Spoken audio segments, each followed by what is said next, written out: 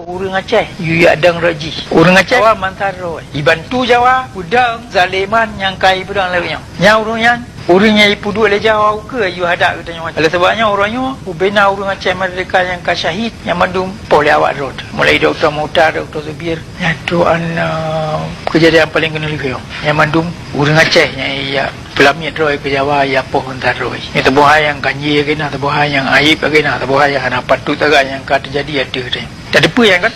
Yang mandung karena urang temikir yang betul ile dia nang ro. Urang Aceh mantang ke pemulia pemerintah penjajah Jawa. Yang mandung karena pendidikan. Saya katanya mandung kali tak terima. Yang mandung karena urang Aceh hana lagi temikir perkara kepentingan nasional, kepada kepentingan bangsa Aceh, kepada kepentingan jemaah Aceh dalam dunia. Yang mandung pada purno. Mereka ada purno urang yang ketiga.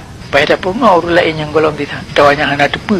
Yang kata bab kenula muar ke dia bak awal lah bak pun. Katanya hanya dia dengar ya kita pemimpin bangsa Gop. Hanya dia terima perintah bak bangsa Gop. Jadi kan yang mandu sama-sama. Bangsa kai terima perintahnya bak pemimpin bangsa lain. Dia kai perintah ke kepentingan bangsa lain. Nyo tak bocor yang hanya tua-tua tu kan. Dan nyo tak bocor yang dia Aceh dalam fikiran orang Aceh kabeli dia nangro. Yang dulu cianya kemah dapat kita Aceh yang kemah merdeka.